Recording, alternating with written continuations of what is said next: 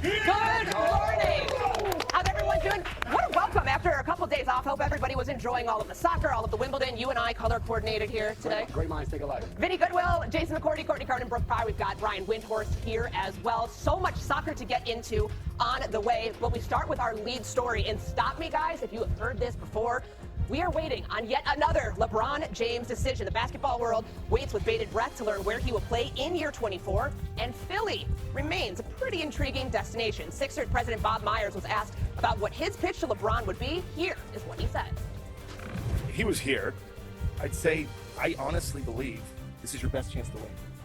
You have to decide all the other things that are equally important. What I would just say is, if it's about winning, and that, let's talk about this team.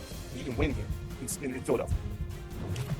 Okay, so that is about as direct of a pitch, guys, as you are going to get. Bob Myers, who runs the Philadelphia 76ers organization, Vinny, giving that pitch to Max Kellerman, Rich Paul, LeBron's agent. So what do you hear, Wendy, when you hear Bob Myers, his words, the recruiting style? What is that telling you about Philly's process in trying to get LeBron?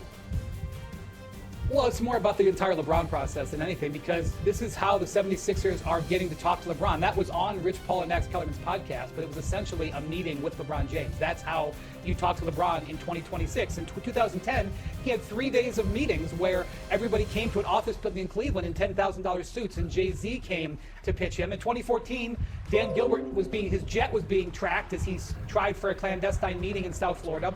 In 2018, Magic Johnson stood on his driveway until free agency opened and then walked into his house in Los Angeles to make the pitch. Now you come on a podcast, and this is where we go as LeBron plays golf and works on his short game. So this is a demonstration of how the game has changed and how long the LeBron career and free agency processes have been. Yeah, I'm amazed that he's still at the epicenter of free agency all these years later. You just referenced the decision, which was all these years ago, the anniversary being yesterday, July 8th. Are you amazed when you think about this process that he's still at the epicenter of free agency and dictating his own terms? Yeah, and I think it's for a completely different reason. You know, 16 years ago, the New York Knicks spent 2 seasons getting themselves into a position where they could pitch LeBron James. He dismissed their pitch in a matter of minutes.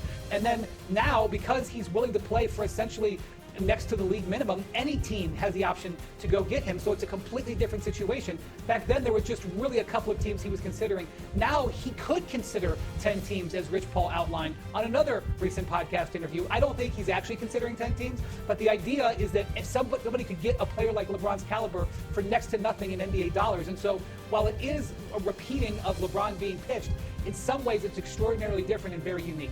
Yeah, Vince, I want to bring you in here. When you hear Bob Myers in the words, the process that he's trying to use here, what stands out the most? Just the fact that we're doing this on reality TV. Like, this is the most reality TV. This is the most 2026 thing of all time. The fact that we're not having clandestine meetings and high rises in Cleveland or Miami or LA or wherever. You're having it on a podcast with Rich Paul and Max Kellerman. Like, that is where we are in terms of the basketball culture. But when I hear Bob Myers talk, it's almost like he knows that he doesn't have the best hand here. He doesn't know who has the best hand, but he knows that he doesn't have the best hand. And the most important thing is this. We all have to be honest, and Wendy is like the prince of pessimism when it comes to these things. We don't know what LeBron wants. Like, normally it's a max contract and then another max slot to bring one of LeBron's teammates along. But right now, LeBron is at the stage of his career and his life where money is not the most important thing. We don't know what matters most to him at this stage. If it's winning, if it's comfort, whatever it is, and we're going to find out what that is based off of his decision. And the most important thing Wendy said is, you're talking about a veteran minimum player, so to speak, who can command a lot more. Are you going to ask him to do max salary contract things on a minimum deal?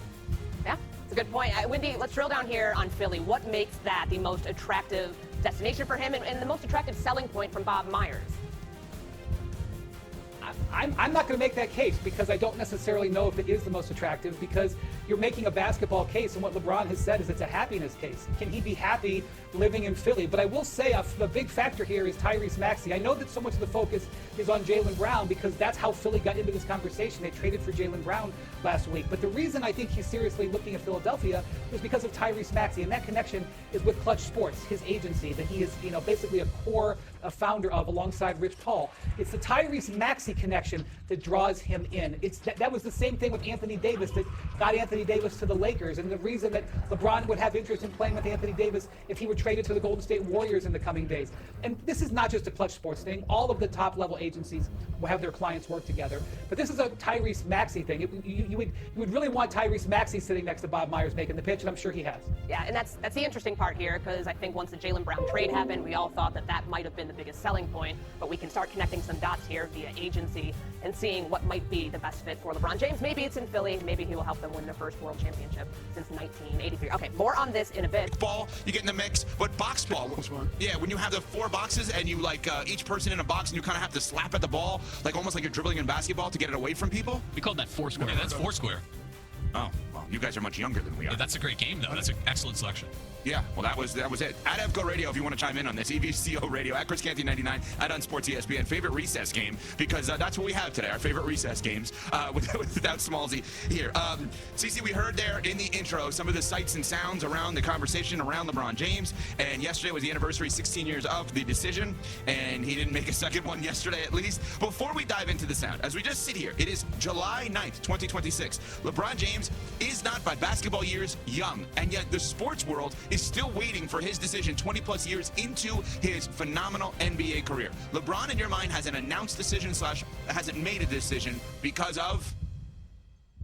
I think he's clearly deliberating between all of his options. And here's the thing, Ev, if we're going to talk about LeBron James prioritizing chasing after championships, LeBron James potentially trying to enhance his legacy to close the gap between him and MJ, one of the things we have to consider is the opportunity that would vault him beyond where he currently is already perched, which is the second greatest player to ever lace him up. And of course, the full circle story of the Cavs is compelling, but one of the things that I find interesting, Ev, is that LeBron James, he's been known to be, I guess, somewhat nomadic in terms of his NBA career, and he's looking at the landscape. What would be defining for the LeBron James era of the NBA is if LeBron James played